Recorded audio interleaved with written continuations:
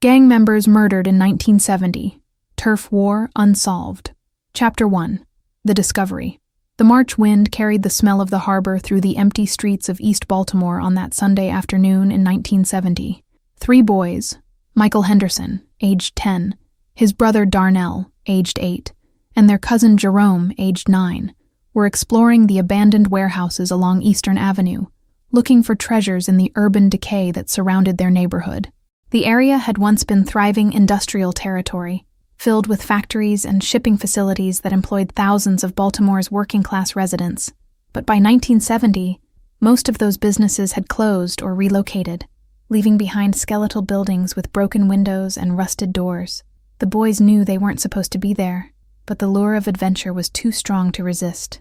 "Look, that door's open," Jerome said, pointing to a side entrance of a 3-story brick warehouse that had once housed a textile manufacturer.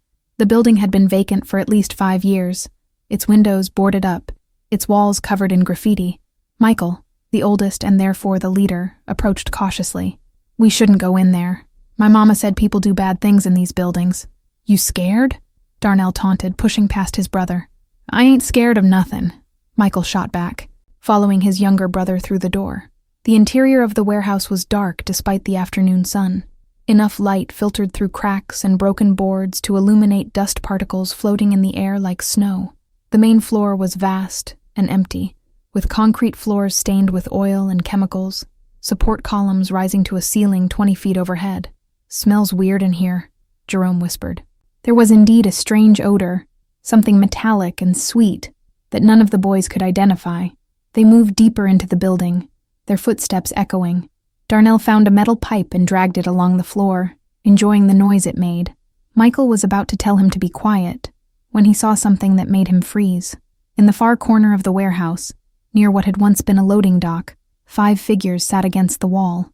At first, Michael thought they were homeless people sleeping, but as his eyes adjusted to the dimness, he realized something was terribly wrong. The figures weren't sleeping. They were slumped at odd angles, their heads tilted back against the brick wall, and even from 30 feet away, Michael could see the dark stains on the wall behind them and the pools of dried blood on the concrete floor. "We gotta go," Michael said, his voice cracking. "We gotta go right now." Darnell and Jerome hadn't seen what Michael had seen. "Why? We just got here. Just come on." Michael grabbed his brother's arm and pulled him toward the door. Jerome followed, sensing the fear in his cousin's voice. They ran from the warehouse as fast as their legs would carry them, not stopping until they reached Michael's house 3 blocks away. Michael burst through the front door, gasping for air, and tried to explain to his mother what they'd seen. Dorothy Henderson listened to her son's breathless account with growing horror. She made Michael repeat the story twice to make sure she understood correctly. Then she picked up the phone and dialed the police. The first patrol car arrived at the Henderson house within 10 minutes. Officers Frank Caruso and James McDonald listened skeptically as Michael described what he'd seen. Kids in this neighborhood had vivid imaginations, and abandoned warehouses often contained sleeping drunks or drug addicts that might look disturbing to young eyes. But Dorothy Henderson insisted they check it out. "My boy knows what he saw. He ain't never lied to me before." Russo and McDonald drove to the warehouse with Michael in the back seat to show them exactly which building it was. When they entered through the same side door the boys had used, both officers immediately drew their service revolvers. "Jesus Christ," McDonald muttered as their flashlights illuminated the scene. 5 young black men, all in their early to mid-20s, sat against the back wall of the warehouse. Each had been shot once in the back of the head, execution style. The blood on the wall and floor had dried to a dark brown, suggesting the bodies had been there for at least a day, possibly longer. Russo ran back to the patrol car to radio for backup, while McDonald secured the scene, making sure no one entered or left the building. Within 20 minutes, Eastern Avenue was filled with police vehicles, their red and blue lights painting the gray afternoon in garish colors. Detective William Patterson arrived at 4:15 in the afternoon. He was a 20-year veteran of the Baltimore Police Department's Homicide Division, a broad-shouldered man with steel-gray hair, and the weary eyes of someone who had seen too much death. He'd investigated over 200 murders in his career, but the scene in that warehouse still made him pause. 5 victims, all execution style. The medical examiner, Dr. Robert Chen, told Patterson as they stood over the bodies. Single gunshot wounds to the back of the head. Based on lividity and rigor mortis, I'd estimate time of death between 24 and 48 hours ago, so probably sometime Friday night or early Saturday morning. Patterson crouched down to examine the bodies more closely without touching them. All 5 men were dressed in street clothes: jeans, leather jackets, sneakers. Several wore gold chains. Their hands showed no defensive wounds, suggesting they'd been restrained or caught by surprise. "Any identification?" Patterson asked. "Wallets are all here," Officer McDonald said, holding up evidence bags. "Marcus Johnson, Raymond Williams, Antoine Davis, Leonard Brooks, Curtis Mitchell, all local addresses, all in East Baltimore." Patterson recognized the names immediately. Marcus "Smoke" Johnson was a known member of the East Baltimore Crew, a street gang that controlled drug distribution in several neighborhoods. If the others were associates of his, this wasn't random violence. This was gang-related. "Position of the bodies suggests they were forced to kneel facing the wall," Patterson observed. "Whoever did this made them line up, then executed them one by one. That takes cold blood." Crime scene technicians photographed everything: the bodies, the blood spatter patterns, the shell casings they found on the floor, the tire tracks visible in the dust near the loading dock entrance. 2 different calibers of shell casings were recovered, 9mm and .45 caliber, suggesting at least 2 shooters. As the sun set and portable lights were brought in to illuminate the scene, Patterson walked the perimeter of the warehouse, looking for anything that might provide a lead. He found cigarette butts near the loading dock. Someone had been waiting, smoking nervously. He found footprints in the dust, multiple sets, some matching the victim's shoes, others belonging to unknown individuals. By 9 o'clock that night, all 5 bodies had been removed to the medical examiner's office. The warehouse was sealed as a crime scene, with officers posted to maintain the perimeter. Patterson returned to headquarters to begin the real work, identifying suspects and finding witnesses. The problem was immediately apparent. In East Baltimore in 1970, nobody talked to the police. The relationship between the black community and the Baltimore Police Department was marked by mutual distrust, decades of systemic racism, and a code of street justice that superseded cooperation with authorities. Patterson knew the territory. He'd grown up in Baltimore, had walked these streets as a beat cop before making detective. He understood the dynamics of gang violence, understood that what appeared to be senseless killing was actually part of a complex ecosystem of territory, respect, and economic opportunity. The East Baltimore Crew controlled several blocks of prime drug-dealing territory. They'd been in conflict with the West Side Kings, a larger and more established gang, over control of the heroin trade that was flooding into Baltimore. Tensions had been escalating for months. There had been shootings, beatings, threats. But 5 executions? That was a declaration of war. By Monday morning, word of the warehouse murders had spread through East Baltimore like wildfire. The neighborhood was tense, quiet. People stayed inside. Those who had to go out walked quickly, eyes down, speaking to no one. Patterson and his partner, Detective Samuel Jefferson, one of the few black detectives in the homicide division, began canvassing the neighborhood around the warehouse. They knocked on doors, asked questions, showed photographs of the victims. The response was uniform. Nobody had seen anything. Nobody knew anything. Nobody had any idea what might have happened. "We understand you're scared," Jefferson said to an elderly woman who lived 2 blocks from the warehouse. "But 5 young men are dead. Somebody's mother lost her son. Maybe more than one somebody." The woman shook her head firmly. "I don't know nothing about no gang business. And even if I did, I wouldn't tell you. You can't protect me, but they can hurt me." It was the same story everywhere they went. Fear had sealed every mouth. The victims' families were notified on Monday morning. Patterson drew the assignment of informing Dorothy Johnson that her son Marcus was dead. She lived in a narrow row house on North Collington Avenue, with her younger daughter Teresa and 3 younger children. Dorothy Johnson was 39 years old but looked older, worn down by years of poverty and struggle. When Patterson told her that Marcus had been murdered, she didn't cry. She simply closed her eyes and nodded, as if she'd been expecting this news for years. "How?" she asked quietly. "He was shot," Patterson said, sparing her the details. "We're investigating. I need to ask you some questions about Marcus's activities." "Marcus was in a gang," Dorothy said flatly. "I knew it. Tried to stop it. Couldn't. He dropped out of school when he was 16. Started running with those boys, selling drugs, getting into fights. I prayed every night that he'd leave that life. Now I guess my prayers got answered. just not the way I wanted. Do you know if Marcus had any enemies? Anyone who might have wanted to hurt him? Dorothy laughed bitterly. Baby, Marcus had enemies every day. That's what that life is. All enemies. No friends. Just people waiting for their chance. Teresa Johnson, Marcus's 19-year-old sister, sat on the couch listening to the conversation. She was a student at Baltimore City Community College, working toward a degree in education.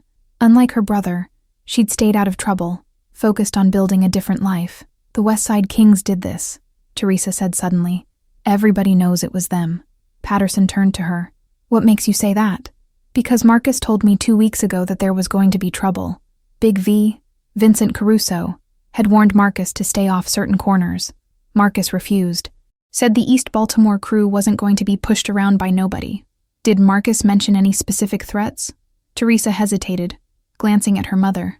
He said Big V told him that if the crew didn't back down, people were going to get hurt. Marcus laughed about it. Said Big V was all talk. Guess he was wrong. This was the lead Patterson needed. Vincent Big V Caruso was a well-known figure in Baltimore's criminal underworld. At 35, he'd been running the West Side Kings for nearly 10 years, building them into one of the most powerful gangs in the city. He was smart, ruthless, and had connections that reached into legitimate businesses and possibly into the police department itself. Would you be willing to make a formal statement about what Marcus told you? Patterson asked Teresa. The girl looked frightened. Would I have to testify in court? Possibly, if we build a case. Teresa shook her head. Then no. I'm not stupid. Big V finds out I testified against him. I'd end up in a warehouse, too. Patterson couldn't argue with her logic. Witness intimidation was a standard tactic in gang-related cases, and without witnesses willing to testify, convictions were nearly impossible. Over the next week, Patterson and Jefferson investigated the murders with increasing frustration. The ballistics report confirmed that 2 weapons had been used, a 9mm pistol and a .45 caliber revolver. Neither weapon was registered or matched any firearms in police databases. Autopsy reports confirmed execution-style killings. Each victim had been shot once at close range, the bullets entering the back of the skull and exiting through the face, causing catastrophic damage. Death would have been instantaneous. The medical examiner estimated that the killings had occurred late Friday night, March 13th, sometime between 11 p.m. and 2 a.m. Interviews with other gang members went nowhere. Members of the East Baltimore crew claimed they knew nothing about what had happened. Several had alibis for Friday night, parties, family dinners, other activities, but Patterson suspected many of those alibis were fabricated, arrangements made to protect the gang's remaining members. The investigation into Vincent Caruso proved equally frustrating. Caruso had an airtight alibi for Friday night. He'd been at a nightclub in West Baltimore, surrounded by dozens of witnesses who swore he'd been there from 10 p.m. until 3 a.m. Even if he'd ordered the killings, proving it would be nearly impossible without someone willing to testify against him. Patterson did uncover one promising lead, a confidential informant, a small-time drug dealer named Lamar Watts, who sometimes provided information in exchange for leniency on his own. Charges. Contacted Patterson with a tip. Word on the street is that Big V put out a contract on Smoke Johnson and his crew, Watts said during a clandestine meeting in Patterson's unmarked car. He hired outside talent to do the job. Professionals from out of town, so nobody local would be involved. Do you have names? Patterson asked. No names, but I heard the shooters came from Philadelphia. They did the job Friday night, got paid, left town. That's why nobody saw nothing, because nobody around here was involved except Big V, who ordered it. Would you testify to this? Watts looked at Patterson as if he'd lost his mind.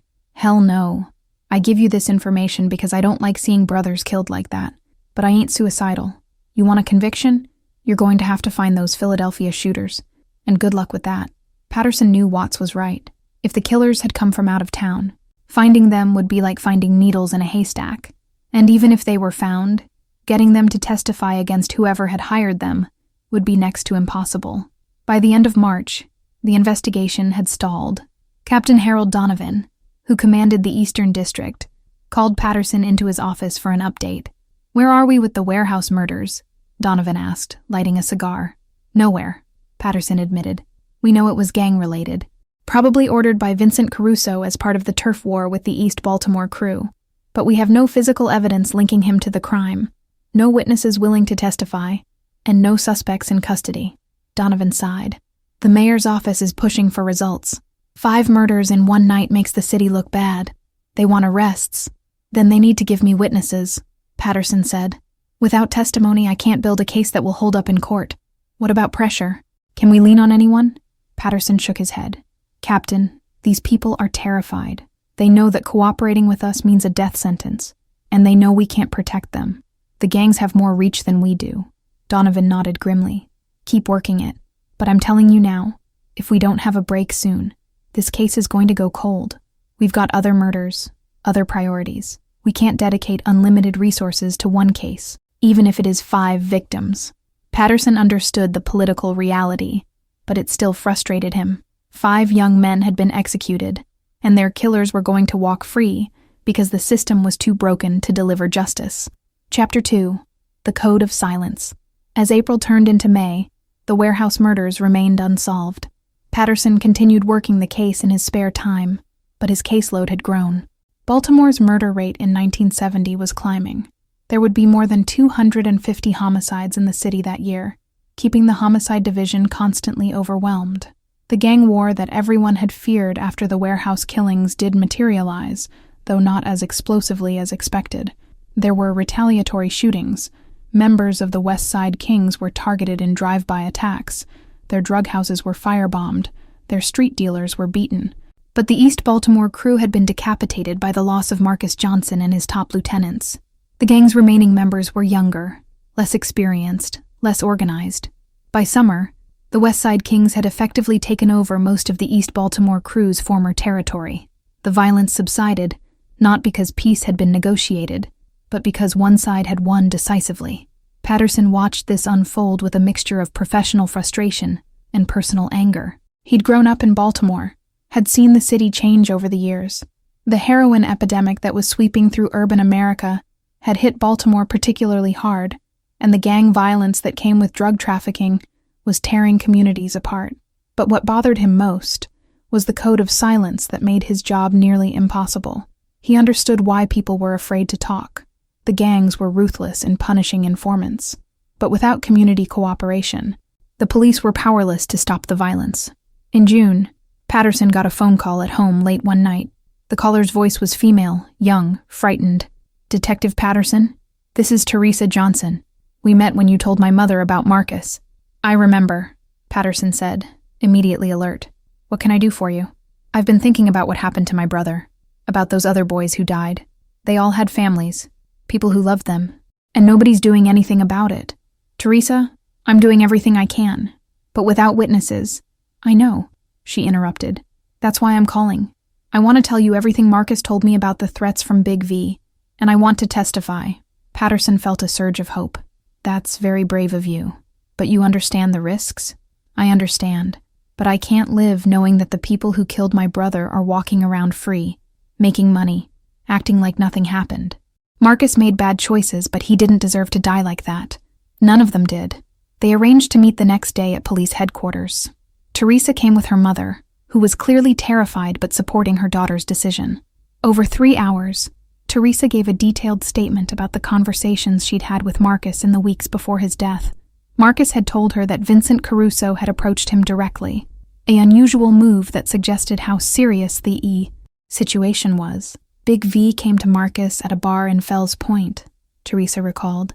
This was in late February. He told Marcus that the East Baltimore crew needed to give up certain corners on North Avenue, said the West Side Kings had bigger connections, better supply, and weren't going to tolerate competition. "How did Marcus respond?" Patterson asked. "Marcus told him to go to hell, said the crew had been working those corners for years and wasn't going to be pushed out by anybody. Big V said that was a mistake, that Marcus was choosing to make this hard when it could be easy." "Did Marcus take that as a threat?" "Definitely. He told me he knew Big V was serious, but he said he couldn't back down. If the crew gave up territory without fighting, they'd look weak. Other gangs would move in. It was about respect as much as money." "Did Marcus mention any specific plans Big V might have had?" Teresa hesitated. "Marcus said that one of his boys, I think it was Raymond Williams, had heard through someone that Big V was talking to people in Philadelphia, trying to bring in outside shooters to handle a problem. Marcus didn't think Big V would really do it, though. He thought it was just talk. trying to scare them. This corroborated what the confidential informant had told Patterson. If they could prove that Caruso had hired killers from Philadelphia, they might have a case. "Would you be willing to repeat all of this in court?"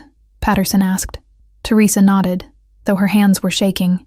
"Yes, but you have to promise me something." "What's that?" "You have to promise me that you'll actually arrest Big V, that this won't be for nothing, because if I testify and he walks free anyway, I'm dead for no reason." Patterson couldn't make that promise with certainty, but he understood what she needed to hear.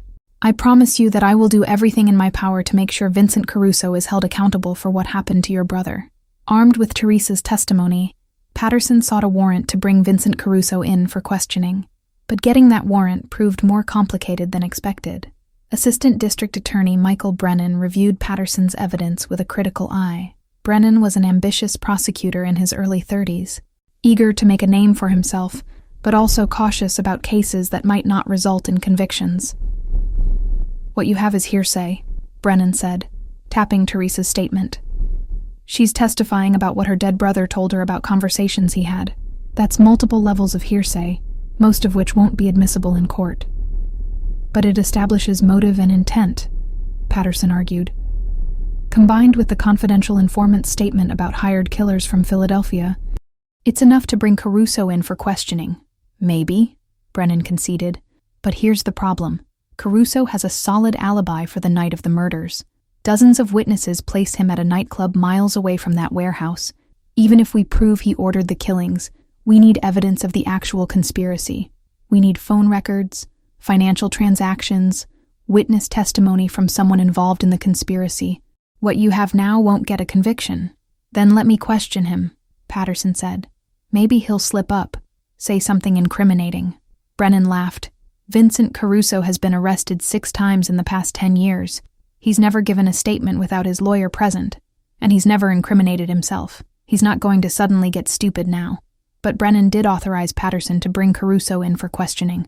On June 23, 1970, Patterson and Jefferson arrested Vincent Caruso at his home in West Baltimore. Caruso was a large man, 6 feet 2 inches tall and weighing close to 250 pounds. He had a commanding presence, the kind of physical authority that made people instinctively wary. When Patterson and Jefferson arrived with the warrant, Caruso smiled calmly. "I was wondering when you'd get around to me," he said. "Let me get my lawyer." The interrogation at police headquarters was a masterclass in stonewalling. Caruso sat across from Patterson with his attorney, Marcus Goldman, one of Baltimore's most expensive criminal defense lawyers, and answered every question with variations of, "I don't know," or "I have no information about that." "Where were you on the night of March 13th? Patterson asked. "At the Blue Note nightclub on West Franklin Street. I was there from about 10 p.m. until 3 a.m. At least 50 people saw me." "Do you know Marcus Johnson?" "I know who he was. Never had any personal dealings with him." "Did you ever threaten Marcus Johnson or members of the East Baltimore crew?" "No." "Do you know anything about the murders of 5 men in an abandoned warehouse on Eastern Avenue?" "Only what I read in the newspapers." "Have you ever hired anyone from Philadelphia to conduct criminal activities in Baltimore?" Goldman interrupted. "Don't answer that. Detective, unless you have actual evidence connecting my client to these crimes, this fishing expedition is over." Patterson tried different angles, but Caruso and his lawyer deflected every question. After 2 hours, they were released. Caruso had given them nothing. "We need more," Brennan told Patterson afterward. "We need the Philadelphia shooters. Or we need financial records showing Caruso made payments around the time of the murders. Or we need someone from inside the West Side Kings willing to testify about the conspiracy. What we have now isn't enough." Patterson knew Brennan was right, but finding that additional evidence seemed impossible. The Philadelphia angle led nowhere. Police in that city had no information about anyone traveling to Baltimore for a murder for hire. Financial records for Caruso showed nothing unusual. He was careful to keep his legitimate businesses separate from his criminal enterprises. And finding someone from inside the West Side Kings willing to testify? That was like asking someone to volunteer for execution. In July, Patterson's investigation suffered a major setback. Teresa Johnson, who had been living with relatives in Washington, D.C. for her own safety, was jumped by 3 men as she walked home from her job at a grocery store. They beat her severely, breaking her arm and several ribs, and left her with a clear message: keep her mouth shut, or next time she'd end up like her brother. Teresa survived, but was traumatized. When Patterson visited her in the hospital, she recanted her entire statement. "I was wrong about what Marcus told me," she said, not meeting Patterson's eyes. "I misunderstood. I don't know anything about Big V threatening him. I don't want to testify." Patterson tried to convince her to reconsider, to let them protect her, but Teresa was adamant. "You can't protect me. They found me in D.C. They'll find me anywhere. I'm not dying for this." Without Teresa's testimony, the case against Caruso collapsed completely. There was simply no evidence that would hold up in court. By August, Captain Donovan made the decision that Patterson had been dreading. "We're moving the warehouse murders to cold case status," Donovan announced. "We've dedicated 4 months to this investigation with no results. We have active cases that need attention. I'm sorry, Bill, but we have to be realistic about resource allocation." Patterson argued, pleaded, threatened to go over Donovan's head, but the decision was final. The warehouse murders would remain officially open, but no active investigation would continue. Patterson refused to completely let go. He continued to work the case on his own time, following leads that went nowhere, interviewing witnesses who wouldn't talk. His obsession with the case began to affect his work on other investigations, his relationships with colleagues, even his marriage. His wife, Linda, confronted him one night in September. "You're destroying yourself over this case," she said. 5 gang members died. That's terrible, but you can't save the world. You have to let it go." "Those 5 gang members were someone's sons," Patterson replied. "They were brothers, friends, human beings. They deserve justice just like anyone else." "But justice isn't going to happen," Linda said gently. "Not in this case, and killing yourself trying to force it won't bring them back." Patterson knew she was right, but he couldn't accept it. Somewhere in Baltimore, 5 killers were walking free. Vincent Caruso was still running the West Side Kings, still profiting from drug trafficking, still ordering violence against anyone who opposed him. And the system had failed completely to hold anyone accountable. Chapter 3. The violence continues. The fall and winter of 1970 saw Baltimore's gang violence reach new heights. With the East Baltimore crew effectively destroyed, other gangs moved in to fill the power vacuum. Shootings became almost routine in certain neighborhoods. Drug corners changed hands through violence. Young men died in numbers that shocked even veteran police officers. Patterson watched it all with growing despair. Every new murder seemed connected somehow to the warehouse killings, retaliations for retaliations, a cascade of violence that had started with those 5 executions and showed no signs of stopping. In November, Raymond Williams' younger brother, Marcus Williams, only 17 years old, was shot and killed in a drive-by shooting. The target had been a West Side Kings drug house, but Marcus happened to be walking past at the wrong moment. Patterson attended the funeral, standing in the back of the church as the boy's mother wept over the closed casket. He'd failed Raymond Williams, failed to find his killers.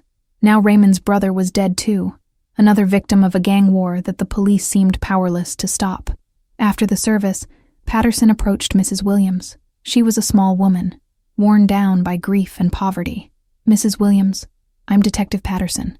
I investigated your older son Raymond's murder." She looked at him with hollow eyes. "Did you find who killed him?"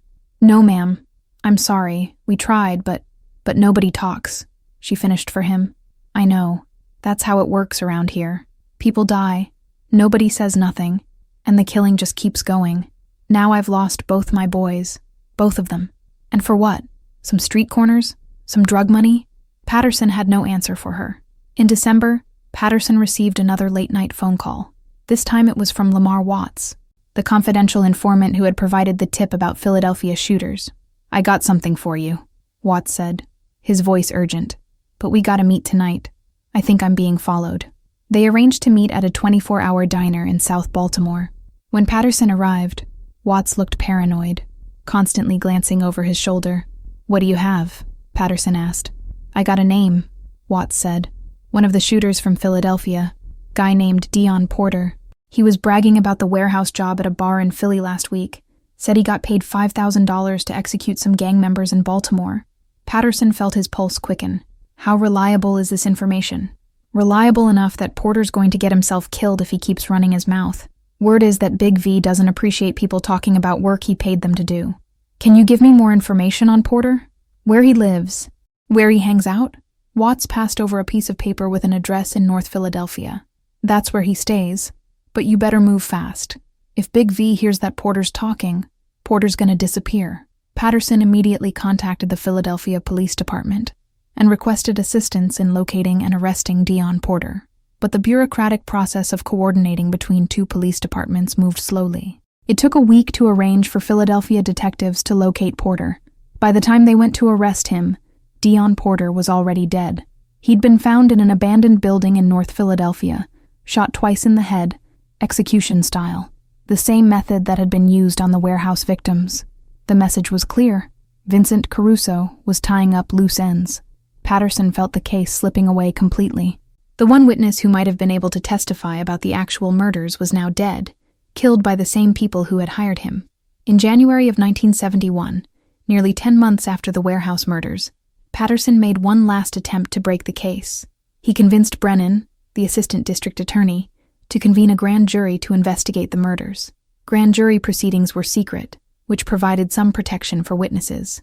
Subpoenas were issued for dozens of individuals, gang members, associates, people who had been seen in the vicinity of the warehouse, employees at the nightclub where Caruso claimed to have been the night of the murders. Most of those subpoenaed invoked their Fifth Amendment rights and refused to testify.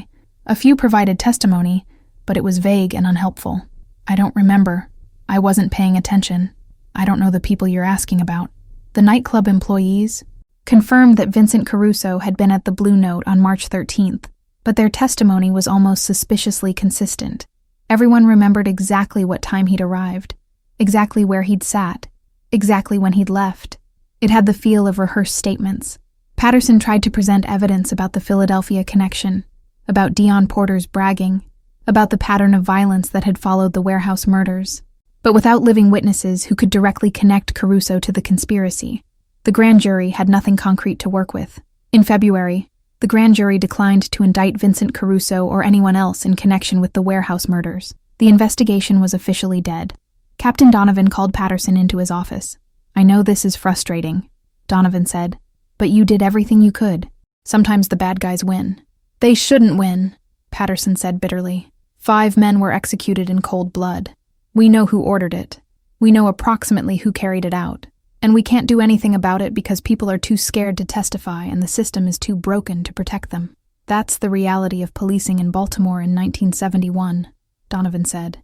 The gang violence, the drug epidemic, the breakdown of community trust. It's bigger than any one case, bigger than any one detective. You can't solve it alone. Patterson knew Donovan was right, but it didn't make the failure any easier to accept. Over the next several years, Patterson continued his career in the homicide division, investigating dozens more murders. But the warehouse case haunted him. He kept the file in his desk drawer, pulling it out occasionally to review the evidence, looking for something he might have missed. He never found it. Vincent Caruso continued to run the West Side Kings throughout the 1970s and into the early 80s. He expanded his criminal empire, diversified into other enterprises, became increasingly sophisticated in his operations. He was arrested several times on various charges, but always managed to beat the cases or negotiate favorable plea deals. His lawyers were too good, his witnesses too intimidated. The violence in Baltimore continued unabated. The murder rate climbed year after year. New gangs emerged, old gangs evolved.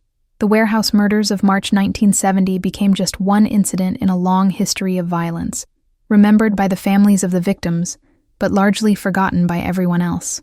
Teresa Johnson left Baltimore in 1972, moving to Atlanta to start a new life. She finished her degree, became a teacher, married, had children.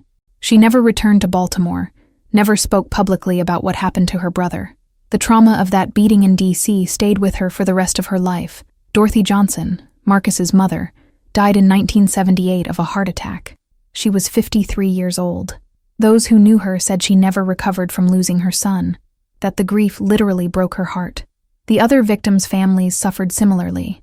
Mrs. Williams, who lost both her sons, became an anti-violence activist, speaking at schools and community centers about the toll of gang violence. But her message was drowned out by the reality of poverty, lack of opportunity, and the continuing cycle of violence that trapped so many young men in Baltimore's neighborhoods. Detective William Patterson retired from the Baltimore Police Department in 1985 after 35 years of service. He'd solved hundreds of cases, put dozens of killers behind bars, earned commendations and respect from colleagues. But he considered the warehouse case his greatest failure. In his retirement, Patterson sometimes drove past the warehouse on Eastern Avenue where the 5 bodies had been found. The building was eventually demolished in the early 1980s, replaced by a parking lot. Nothing marked the spot where Marcus Johnson, Raymond Williams, Antoine Davis, Leonard Brooks, and Curtis Mitchell had spent their final moments. Chapter 4. Decades of Silence. The 1980s brought new challenges to Baltimore. The crack cocaine epidemic made the heroin trade of the 70s look almost quaint by comparison. Gang violence reached unprecedented levels. The murder rate soared. In 1993, Baltimore had more than 350 homicides, one of the highest per capita murder rates in the nation. Vincent Caruso adapted to the changing drug landscape, transitioning from heroin to crack distribution. The West Side Kings became one of Baltimore's most powerful criminal organizations, controlling territory across multiple neighborhoods.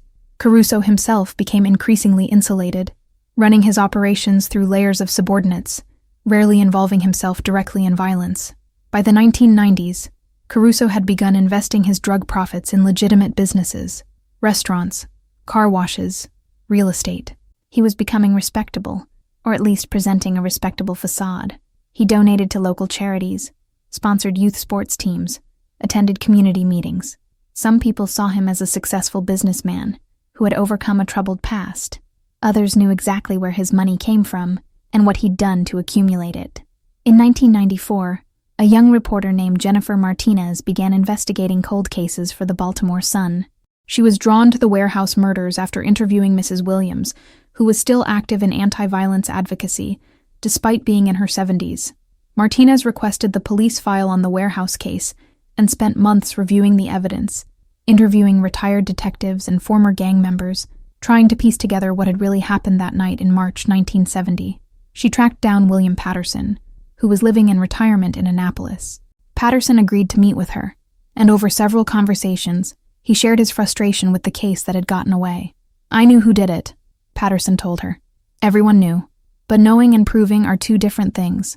Vincent Caruso ordered those killings, probably hired someone from out of town to do it, and covered his tracks well enough that we couldn't build a prosecutable case. Could you build one now?" Martinez asked, with fresh eyes. "New investigative techniques." Patterson shook his head. "Most of the witnesses are dead or disappeared. The physical evidence is long gone. And Caruso's even more untouchable now than he was in 1970. He has money, lawyers, political connections. Unless someone from inside his organization decides to flip, which is extremely unlikely, he'll never be held accountable." Martinez's article, published in October 1994, was titled "The Warehouse Murders: 24 Years of Injustice." It laid out the evidence against Caruso, interviewed family members of the victims, and raised questions about systemic failures that had allowed the case to go cold. The article generated some public attention, but no concrete results. The Baltimore Police Department issued a statement saying that the case remained open and that any new leads would be pursued, but there were no new leads. Caruso's lawyers sent a letter to the Baltimore Sun threatening legal action if the newspaper continued to publish unsubstantiated allegations against their client. The story faded from public consciousness within a few weeks. Teresa Johnson read the article in Atlanta and wept. Seeing her brother's name in print, reading about the violence that had destroyed her family, brought back all the trauma she'd tried to bury. She considered reaching out to the reporter but ultimately decided against it. What good would it do? Marcus was still dead. His killers were still free. Nothing would change. In 2002, Vincent Caruso was finally arrested on federal drug trafficking charges. The FBI had built a massive RICO case against the West Side Kings, using wiretaps, undercover operatives, and testimony from several low-level gang members who had agreed to cooperate in exchange for reduced sentences. The case focused on crack cocaine distribution and money laundering, not on any murders. But as part of the investigation, federal prosecutors looked into Caruso's entire criminal history, including the warehouse murders. Detective Samuel Jefferson, Patterson's former partner who was still with the Baltimore Police Department, was interviewed by federal investigators about the 1970 case. "We always knew Caruso ordered those killings," Jefferson told them. "But we could never prove it in court. The physical evidence was minimal, the witnesses were terrified, and Caruso had insulated himself from direct involvement. Would you be willing to testify about your investigation?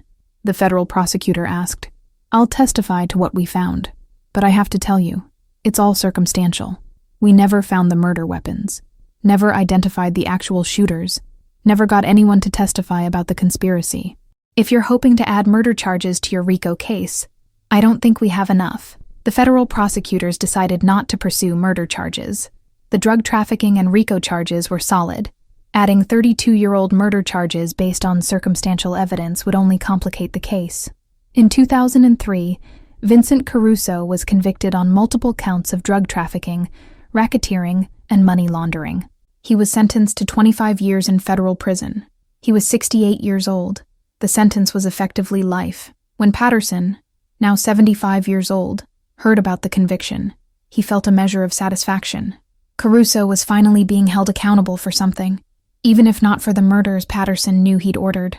It wasn't the justice the warehouse victims deserved, but it was something.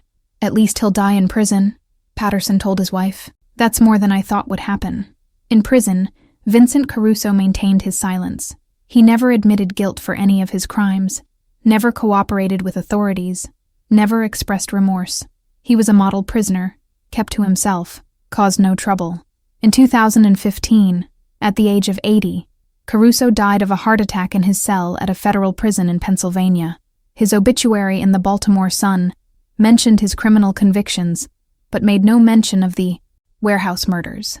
The families of Marcus Johnson, Raymond Williams, Antoine Davis, Leonard Brooks, and Curtis Mitchell read about his death and felt a complex mixture of emotions.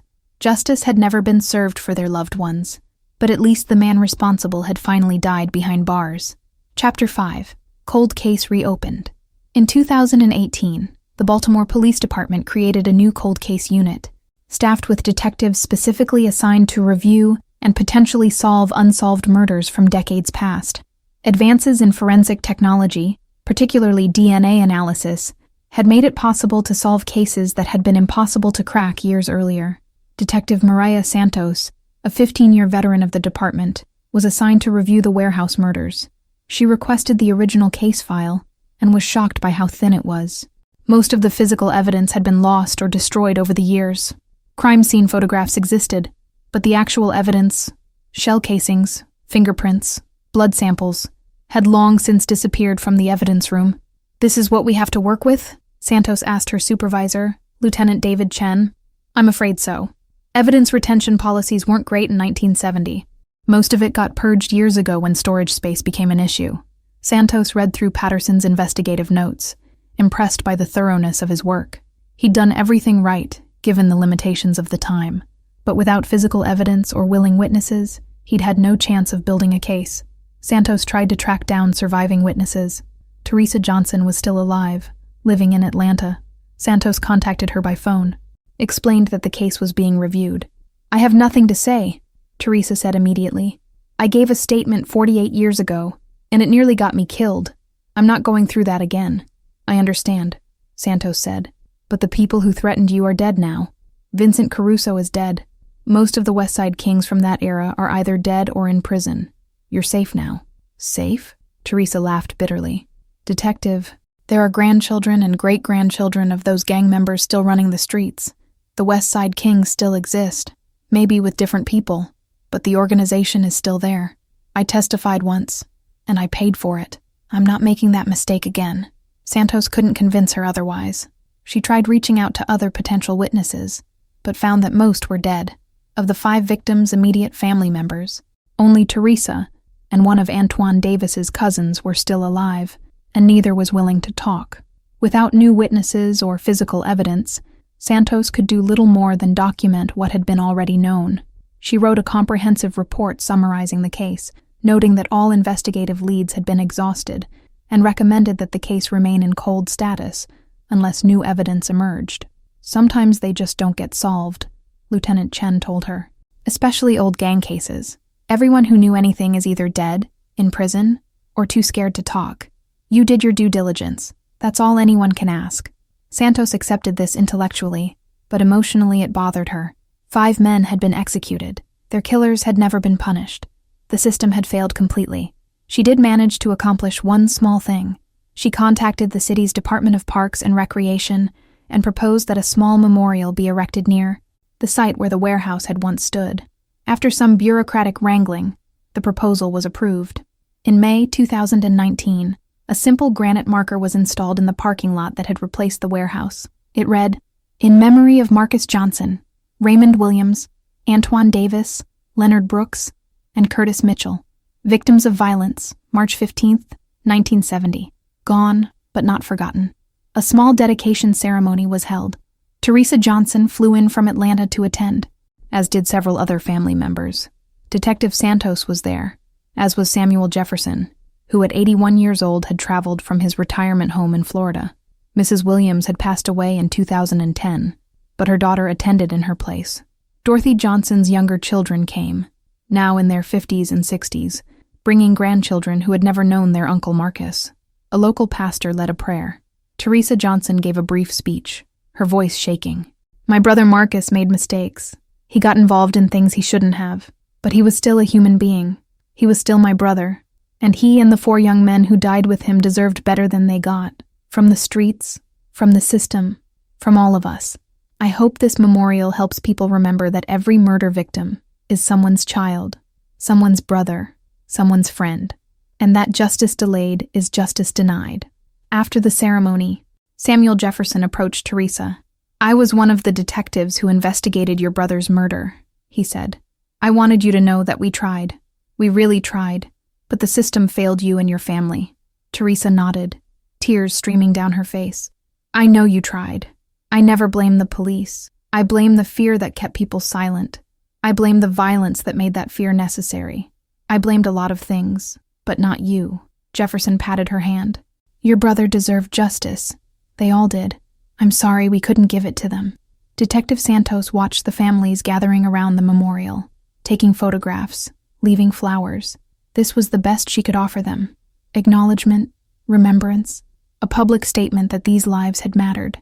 It wasn't justice, but it was something. Epilogue, 50 years later. In March 2020, on the 50th anniversary of the warehouse murders, the Baltimore Sun published a retrospective article titled 50 Years of Unsolved Violence, The Warehouse Murders and Baltimore's Gang Crisis. The article traced the history of gang violence in Baltimore from 1970 to the present day, using the warehouse murders as a case study in the systemic failures that had allowed such violence to flourish. It discussed the breakdown of community police relations, the code of silence that protected criminals, the inadequacy of witness protection programs, and the jurisdictional and bureaucratic obstacles that hampered investigations. The article noted that Baltimore's murder rate, while down from its peak in the early 1990s, remained disturbingly high. Gang violence continued to claim lives, particularly young black men in impoverished neighborhoods. The cycle of violence that had claimed Marcus Johnson and his associates in 1970 was still turning 50 years. Later, William Patterson had died in 2016 at the age of 88. His obituary mentioned his distinguished career in the Baltimore Police Department, but focused particular attention on the warehouse case, describing it as the one that haunted him throughout his life. His widow told the reporter that even in retirement, Patterson had kept a file on the case, occasionally pulling it out to review, still hoping that somehow, some way, justice might be served. "He never let it go," Linda Patterson said. Even after Caruso was convicted on other charges, even after Caruso died, Bill still felt like he'd failed those 5 young men and their families. That case defined his career in a way that none of his successes did. I think that's tragic. Vincent Caruso's criminal legacy lived on through the organization he'd built. The West Side Kings had evolved over 50 years, adapting to changes in the drug trade, in law enforcement tactics. In the urban landscape of Baltimore, the current leadership bore no direct connection to Caruso, but they carried on the traditions he'd established: violence, intimidation, and silence. The warehouse murders remained officially unsolved. The case file sat in the Baltimore Police Department's cold case archives, one of hundreds of murders from the 1970s and 80s that would never be solved. The physical evidence was gone. The witnesses were dead or silent, and the passage of time had made resolution impossible. For the families of the victims, 50 years had brought some measure of peace, but no closure. They'd learned to live with the absence of justice, to accept that the system had failed them, to find meaning in remembrance rather than resolution. Teresa Johnson, now 69 years old, was interviewed for the anniversary article. She spoke about her brother with a mixture of sadness and acceptance. "Marcus has been gone longer than he was alive," she said. "I'm an old woman now, and he's forever frozen at 24. Sometimes I can barely remember his face without looking at photographs, but I remember the fear I felt when I tried to testify. I remember the beating that taught me to keep silent. And I remember the bitterness of knowing that the people who killed my brother never faced any consequences for what they did." "Do you think the case will ever be solved?"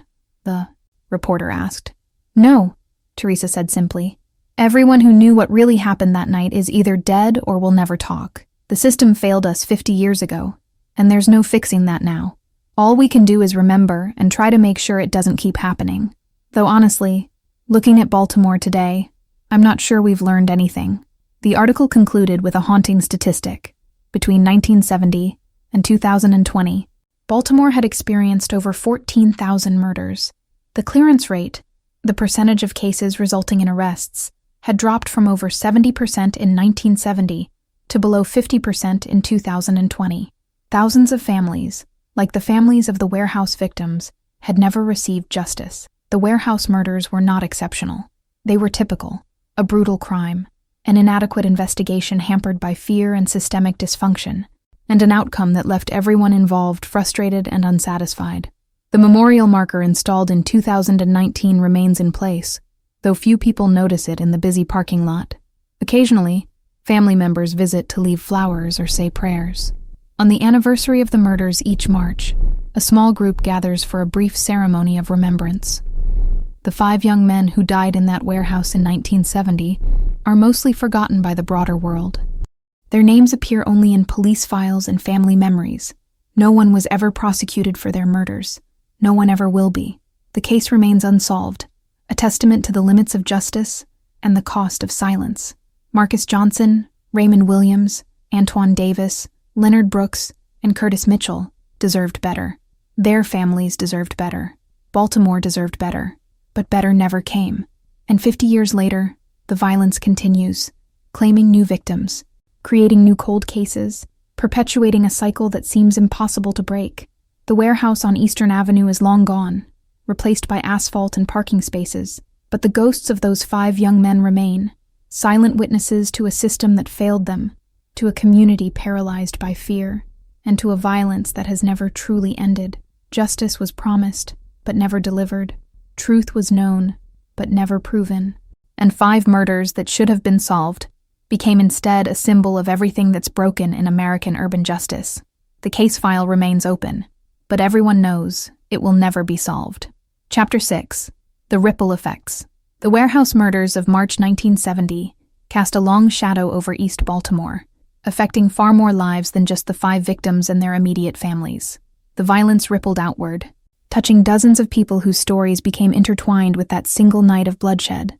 Detective William Patterson's obsession with the case began to affect his home life in ways that became increasingly difficult to ignore. His wife Linda watched as he spent nights at the kitchen table, surrounded by case files, photographs of dead young men staring up at him from glossy 8x10 prints. "You're going to make yourself sick," Linda told him one night in October of 1970. "You can't bring them back. You can't fix this by not sleeping. There's something I'm missing," Patterson muttered, barely hearing her. "Some connection I haven't made. The timeline doesn't quite work. Caruso was at that nightclub. Dozens of witnesses confirm it. But someone had to coordinate the killings. Someone had to make sure the victims all showed up at that warehouse at the same time. Bill, listen to me." Linda put her hand over the photograph he was studying. "You're destroying yourself, our marriage, everything, for a case you can't solve." "I have to solve it," Patterson said, looking up at her with exhausted eyes. "Those boys, they were criminals, yes, but they were kids. Marcus Johnson was 24 years old, his whole life ahead of him, and someone executed him like he was nothing. I know it's hard. I know it matters. But you have to find balance. You have 3 living children who barely see their father anymore because you're always at work or locked in here with these files. When was the last time you went to one of Billy's baseball games or helped Sarah with her homework?" Patterson didn't have an answer. His son Billy was 13, playing Little League. His daughter Sarah was 16, struggling with chemistry. His youngest, Michael, was only 7. They all needed their father. But Patterson felt pulled between his family and his duty to the 5 dead young men whose killers walked free. The tension in the Patterson household mirrored tensions throughout Baltimore. The gang war that erupted after the warehouse murders claimed more victims throughout 1970 and into 1971. Every few weeks, another body would turn up, shot, stabbed, beaten to death. The violence was concentrated in certain neighborhoods, but the fear spread everywhere. Schools in East Baltimore saw attendance drop as parents kept children home, afraid to let them walk through dangerous streets. Local businesses closed early, owners unwilling to risk being caught in crossfire. Community centers that had once been gathering places became fortresses, with security measures and strict rules about who could enter. Father Michael O'Brien, a Catholic priest who ran a youth program at St. Vincent's Church in East Baltimore, watched his enrollment plummet. Boys who had once come regularly to play basketball and get help with homework stopped showing up. Some joined gangs for protection. Others stayed home, becoming virtual prisoners in their own houses. "We're losing an entire generation," Father O'Brien told Patterson when the detective came to ask questions about some of the warehouse victims. "These boys grow up surrounded by violence, with no positive male role models, no opportunities for legitimate work. The gangs offer them identity, income, protection. We offer them basketball and prayers. Which do you think they choose?" "Did you know Marcus Johnson?" Patterson asked. "I knew Marcus when he was younger, 12, 13 years old. He came to our programs for a while. Smart kid, good at math. I tried to get him interested in school, but his home life was chaotic. Father was gone. Mother working 3 jobs just to keep food on the table. Marcus started running with older boys, making money on the corners. By 15, he was gone from us completely. Do you know anything about the night he died?" Father O'Brien shook his head. "Nothing. But I'll tell you what I believe. Those boys were killed by professionals. I've seen enough gang violence to know the difference between hot-blooded street fighting and calculated execution. Someone wanted to send a message, and they hired people who knew how to send it." This matched Patterson's theory, but theories didn't hold up in court. He needed evidence, witnesses, something concrete. In November of 1970, Patterson got a break that seemed promising at first, but ultimately led nowhere. A woman named Gloria Henderson, no relation to the boys who had found the bodies, contacted him claiming to have information about the warehouse murders. Gloria was 42 years old, lived in West Baltimore, and worked as a housekeeper for several wealthy families. She'd been cleaning the home of a man she refused to name when she overheard a conversation about the murders. "They were talking about how clean it was," Gloria told Patterson during a meeting in an anonymous diner far from her neighborhood. "How the crew from Philly had done exactly what they were supposed to do. How there wouldn't be any loose ends." "Who was talking?" Patterson asked, trying to contain his excitement. "2 men. I only saw one of them clearly. White guy, mid-30s, expensive suit. The other one I just heard his voice from the other room. But the white guy, he mentioned Big V by name. Said Big V was pleased with how it went down. Would you be willing to testify to this?" Gloria laughed bitterly. "Testify? And end up in a warehouse myself? No, sir. I'm telling you this because it's eating at me, knowing what I know and not saying anything. But I got kids to raise. I testify, I'm dead, and my kids are orphans. I can't do that. What if we could protect you? Protected how? With police watching my house? For how long? A week? A month? And then what? These people have long memories, detective. You can't protect me forever." Patterson tried every argument he could think of, but Gloria was adamant. She'd tell him what she'd heard, but she wouldn't testify. Without her testimony, the overheard conversation was just hearsay, inadmissible in court. "Can you at least tell me who you were working for? Who was this white guy in the expensive suit?" Gloria hesitated. "His name is Robert Keller. He's a lawyer, works downtown, has an office on Charles Street. That's all I'm saying." Patterson investigated Robert Keller and discovered he was a defense attorney who specialized in representing organized crime figures. Keller had represented Vincent Caruso on several occasions, but representing criminals wasn't itself a crime, and there was no evidence Keller had been involved in the warehouse murders beyond possibly having knowledge of them. Patterson considered bringing Keller in for questioning, but his superiors advised against it. "If you bring in a prominent defense attorney based on an anonymous tip from someone who won't testify, we'll look like we're harassing lawyers who represent unpopular clients," Captain Donovan said, "and Keller will file complaints that will make our lives miserable." Unless you have something concrete connecting him to the crime, leave him alone. Another dead end. Another witness who knew something but couldn't or wouldn't testify. The holidays of 1970 were somber in the households of the 5 victims. It was their first Christmas without their loved ones. Dorothy Johnson tried to make the day special for her younger children, but the absence of Marcus hung over everything like a shadow. Teresa Johnson, home from college for the break, found herself unable to enjoy any of it. She'd see her mother staring at Marcus's empty chair at the dinner table, tears running silently down her face. She'd hear her younger siblings asking when Marcus was coming home, not fully understanding that he never would. "Mama, we should talk about getting you some help," Teresa suggested one evening after the younger kids were in bed. "Someone to talk to about the grief, a counselor maybe." "Talk about it?" Dorothy looked at her daughter with hollow eyes. What good is talking? Will it bring Marcus back? Will it catch the people who killed him? Talking doesn't change anything, baby. You just live with it.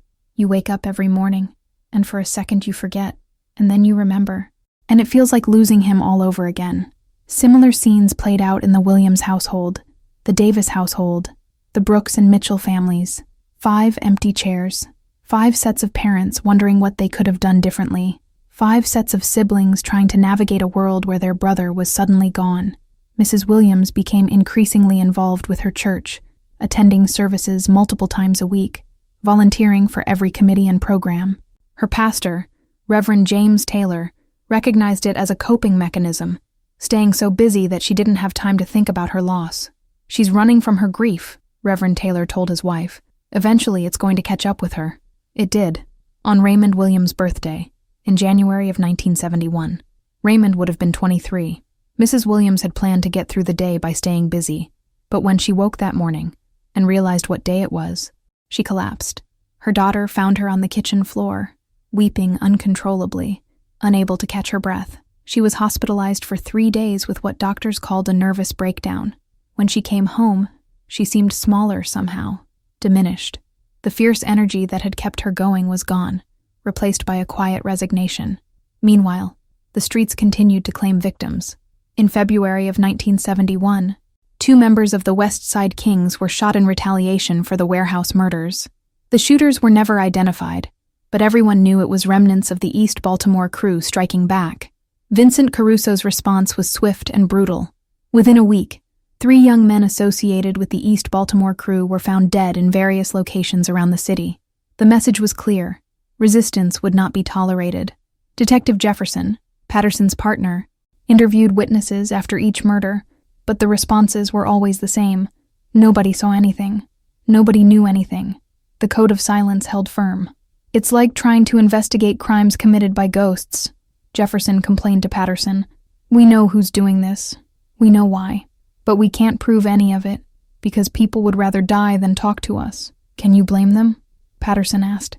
"Look what happened to Teresa Johnson when she tried to cooperate. She got beaten nearly to death. The system can't protect witnesses, so witnesses protect themselves by staying silent." The futility of it all began to wear on both detectives. They were good at their jobs, had solved dozens of murders over the years. But gang-related killings were different.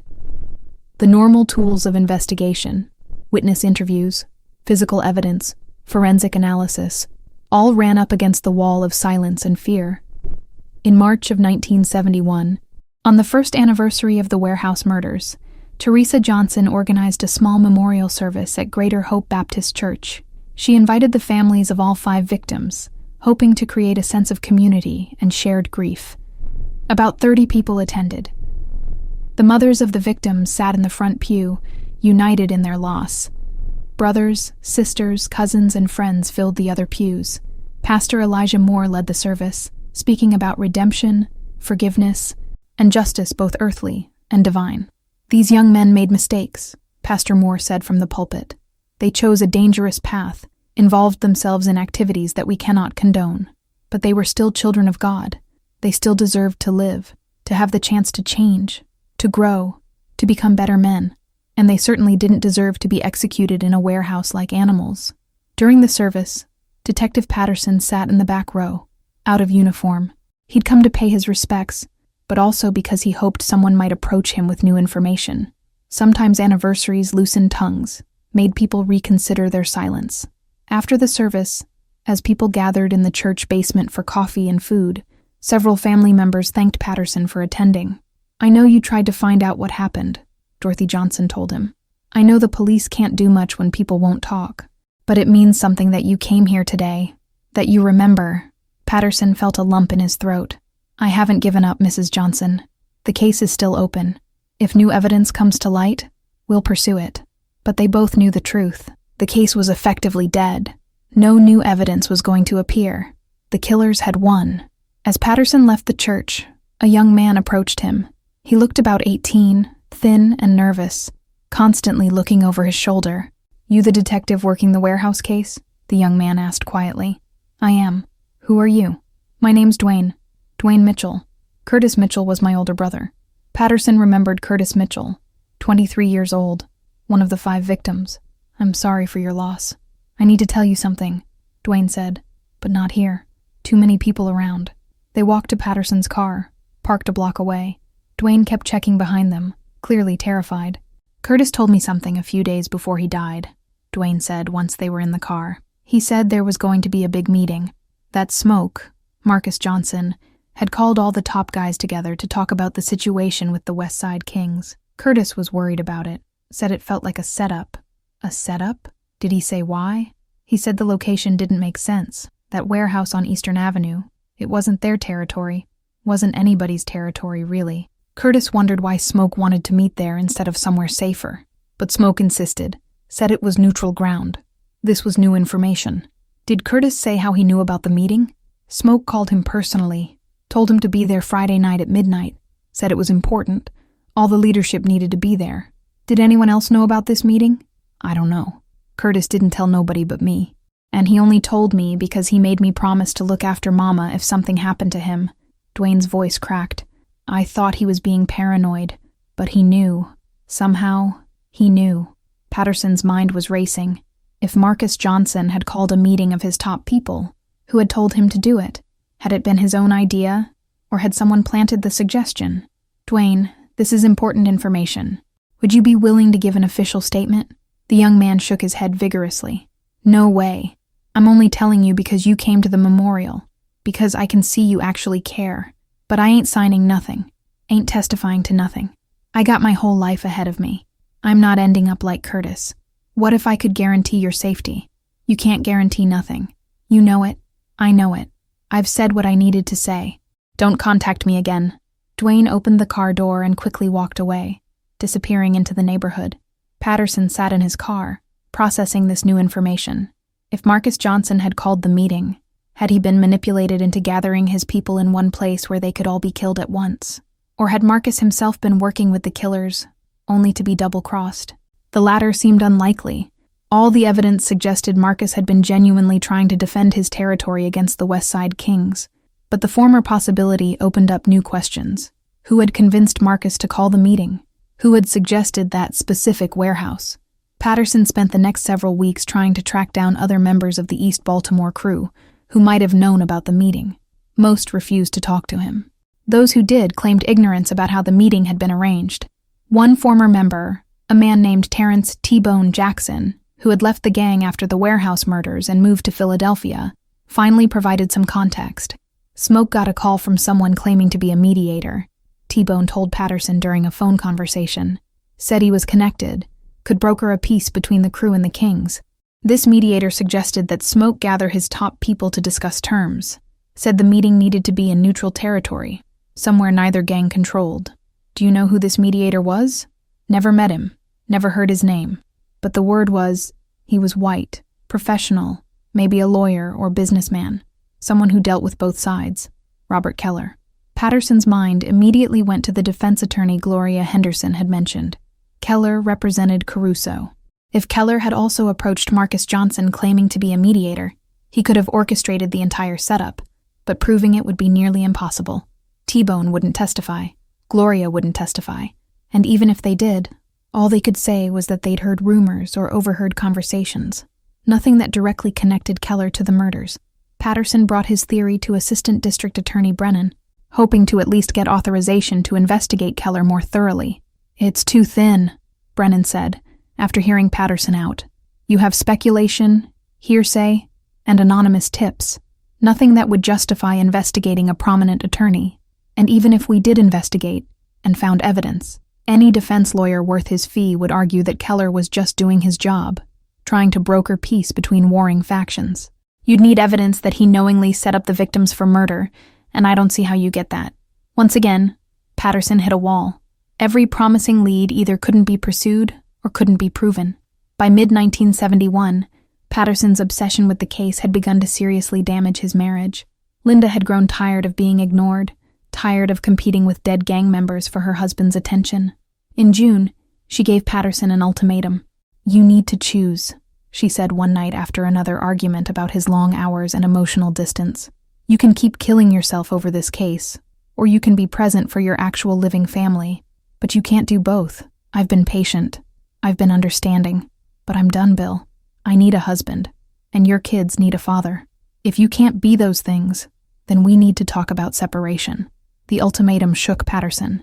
He loved his family, didn't want to lose them, but he also felt an overwhelming responsibility to the 5 victims and their families. How could he just walk away, accept defeat, let the killers win? "I'll do better," he promised Linda. "I'll find balance. Just give me a little more time." Linda looked at him with sad eyes. "You've been saying that for over a year. I want to believe you, but I don't think you can change. This case has consumed you." Patterson did try to pull back. He made an effort to be home for dinner, to attend his son's baseball games, to help his daughter with her homework. But even when he was physically present, his mind was elsewhere. At the ballpark, he'd watch Billy play while mentally reviewing evidence. At the dinner table, he'd nod along to conversations while thinking about witness statements that didn't quite add up. His children noticed. "Dad, are you even listening?" Sarah asked one evening when she was trying to tell him about a boy at school who had asked her to the homecoming dance.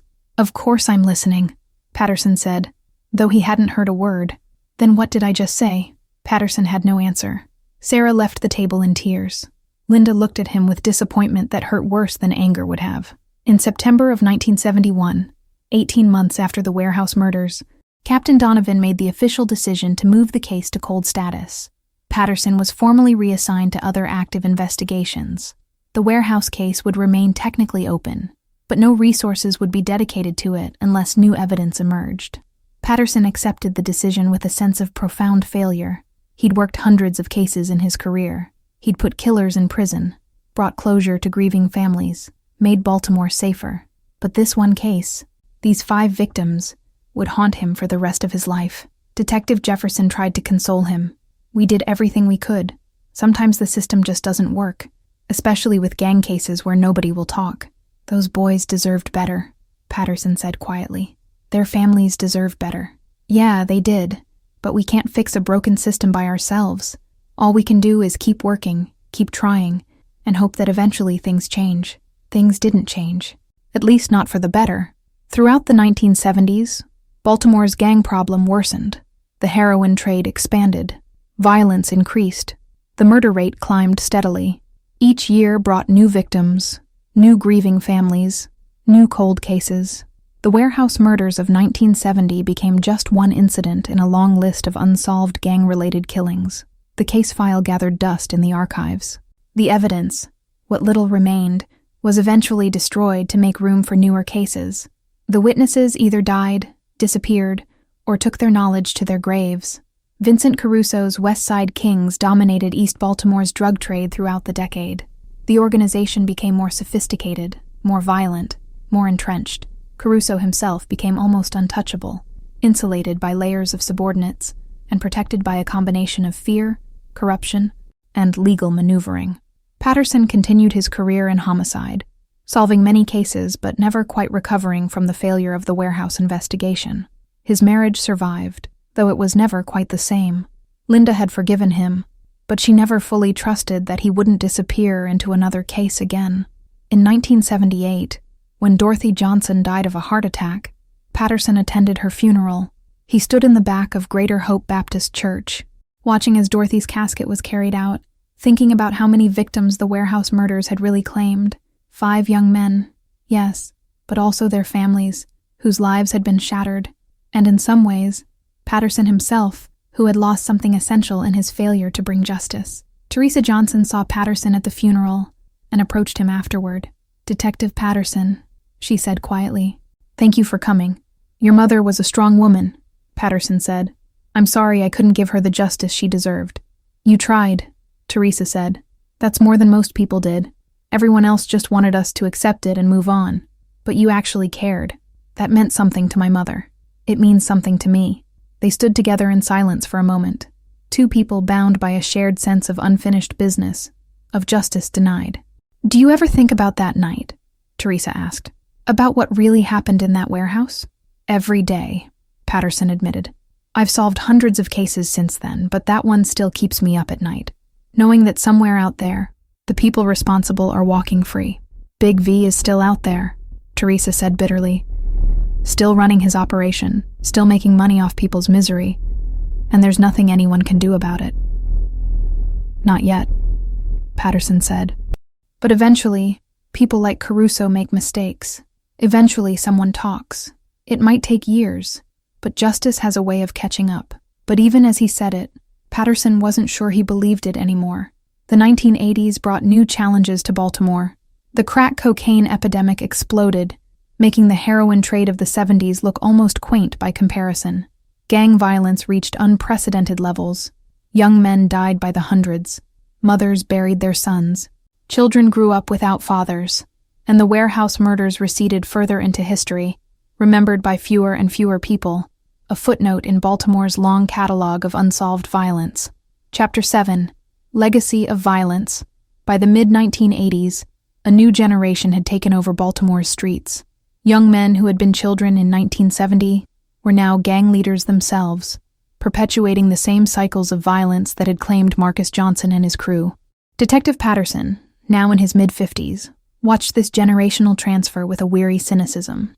He'd spent 15 years since the warehouse murders investigating gang-related killings. He'd solved some, failed to solve others.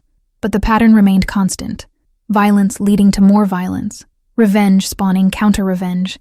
An endless cycle that consumed young lives with brutal efficiency. In 1984, Patterson was investigating the murder of a 17-year-old named Deshaun Mitchell. The victim had been shot during a dispute over drug territory in East Baltimore. As Patterson reviewed the case file, he noticed the last name, Mitchell. He checked his records and confirmed what he'd suspected. Deshaun was Dwayne Mitchell's younger brother, which made him Curtis Mitchell's youngest brother. The warehouse murders had claimed Curtis in 1970. Now, 14 years later, another Mitchell brother was dead from gang violence. Patterson tracked down Dwayne Mitchell, who was now 32 years old and working as a mechanic in West Baltimore. When Patterson showed up at the garage where Dwayne worked, the man's face fell. "Not another one," Dwayne said, immediately understanding why Patterson was there. "Don't tell me. Deshaun?" "I'm sorry," Patterson said. "He was shot last night on North Avenue." Dwayne leaned against a car, his legs seemingly unable to hold him. "I tried to keep him out of it. After Curtis, after seeing what that life did to our family, I tried so hard to keep Deshaun straight, got him into trade school, helped him get a job. But the streets called to him, same way they called to Curtis." "Do you know who might have done this?" Dwayne laughed bitterly. "Does it matter? You're going to investigate. Nobody's going to talk. The case is going to go cold." "Same story it's been for 14 years. Nothing ever changes in Baltimore." Patterson wanted to argue, but he couldn't. Dwayne was right. Deshaun Mitchell's murder would likely go unsolved, just like his brother Curtis's had. "I'm going to do everything I can," Patterson said, knowing how hollow that must sound. "I believe you," Dwayne said. "You're a good cop. I could see that when you came to the memorial back in 71. But you're fighting a losing battle. The system is broken, the streets don't trust you, and the people doing the killing know they're never going to get caught. Why would anything change?" Patterson didn't have an answer. The investigation into Deshaun Mitchell's murder followed the predictable pattern. Witnesses claimed to have seen nothing. Forensic evidence was minimal. Shell casings from a 9mm pistol, no fingerprints, no murder weapon recovered.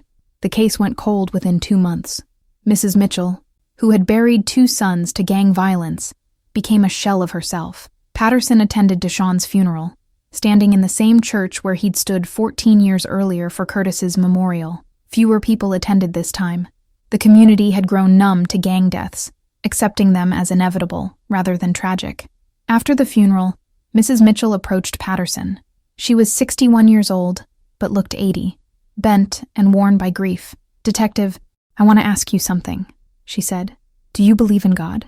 The question caught Patterson off guard. I was raised Catholic. I believe in something." "Then tell me why God let both my boys die like this." "Curtis was trying to leave that life when they killed him. Deshawn never wanted to be in it at all. Why did God take both of them?" Patterson had no theological answer to offer. "I don't know, Mrs. Mitchell. I wish I did. I used to think there was a reason for everything, that God had a plan, but I don't believe that anymore. I think sometimes bad things just happen, and God is either not there or doesn't care. And people like you try to fix it, but you can't, because the whole system is set up wrong." She walked away, leaving Patterson standing in the churchyard, feeling the weight of 15 years of failure. That night, Patterson went home and pulled out the old warehouse case file, which he'd kept despite it being officially cold. He spread the crime scene photographs across his kitchen table. The 5 young men slumped against the warehouse wall. Their lives ended in a moment of brutal violence. Linda found him there at 2 a.m, staring at the photos. "Bill, you have to let this go," she said gently. "It's been 14 years. You've carried this long enough. Another Mitchell is dead," Patterson said. "Dwayne's younger brother. That's 2 brothers from the same family. Killed in gang violence 14 years apart, and both cases are going to go unsolved. You can't save everyone. I couldn't save anyone. Not Curtis, not Deshawn, not the other 3 from that warehouse. I failed all of them." Linda sat down beside him. "You didn't fail. The system failed. Society failed. But you did everything humanly possible. At some point, you have to forgive yourself." But Patterson couldn't forgive himself. The warehouse case had become his white whale, the one that defined him more than any of his successes. In 1985, Patterson retired from the Baltimore Police Department after 35 years of service. His retirement party was well attended, with colleagues praising his dedication and his impressive clearance rate. But in his retirement speech, Patterson talked primarily about the cases he hadn't solved, the families who hadn't gotten justice. "I've been a cop for 35 years, he said to the assembled officers and staff. "I've solved hundreds of murders, put dozens of killers in prison, but the cases I remember most are the ones that got away. The victims who deserved justice but didn't get it. The families who deserved closure but received only silence. Those are the ones that haunt me, and I hope they haunt you too, because the day we stop being haunted by our failures is the day we stop caring. And if we stop caring, we might as well not be doing this job at all." After retirement, Patterson tried to adapt to civilian life. He spent time with his grandchildren, took up fishing, did projects around the house, but he couldn't fully let go of his old life. He maintained contact with active detectives, asked about ongoing cases, offered advice when requested, and he kept the warehouse case file in his home office, occasionally pulling it out to review, still hoping that somehow, some way, new evidence would emerge.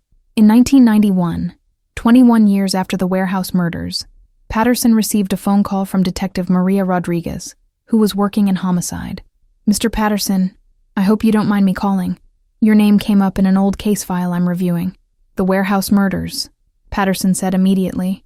He could feel it in his bones. "Yes, sir. I'm investigating a current case that might have connections to it. A man named Jerome Williams was murdered last week. During our investigation, we learned that he's related to Raymond Williams, one of the victims from 1970. Patterson's heart sank. Another Williams. Another generation claimed by violence. "What do you need from me?" Patterson asked. "I'd like to go over your original investigation, see if there are any patterns or connections that might be relevant to the current case." They met at a diner in downtown Baltimore. Patterson, now 63 years old, spread out copies of his notes from the 1970 investigation. Rodriguez, who was in her early 30s, reviewed them with fresh eyes. "This is incredibly thorough work," Rodriguez said. "You did everything right." "I didn't solve it," Patterson said flatly, "not for lack of trying. The problem was systemic. Witnesses too afraid to talk, evidence too limited, suspects too well protected. Those problems still exist today." Rodriguez explained that Jerome Williams, Raymond Williams' younger cousin, had been shot execution style in an abandoned building, eerily similar to the warehouse murders. The current investigation was running into the same walls Patterson had hit 21 years earlier. No witnesses, no evidence, no suspects. It's like history repeating itself, Rodriguez said.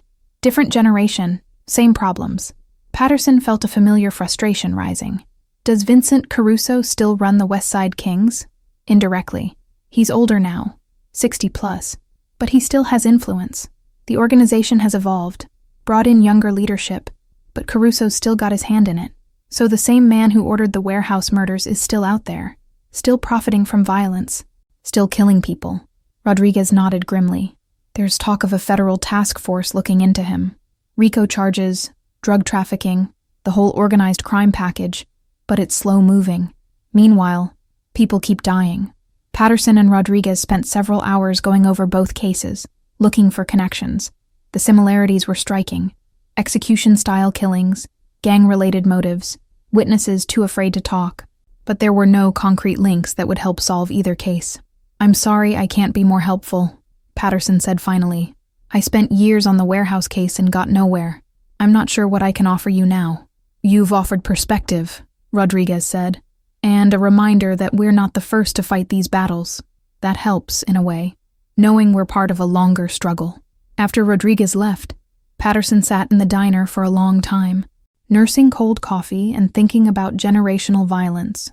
Curtis Mitchell killed in 1970, his brother Deshaun in 1984, Raymond Williams killed in 1970, his cousin Jerome in 1991. How many more would die before the cycle was broken? The warehouse murders, Patterson realized, weren't just 5 deaths. They were the beginning of a cascade that continued to claim victims decades later. Every unsolved murder created more anger, more desire for revenge, more violence. The failure to solve those original 5 murders had contributed to 21 more years of killings. Patterson felt the weight of that failure crushing him. In the years that followed, Patterson watched Baltimore's murder rate climb to shocking heights.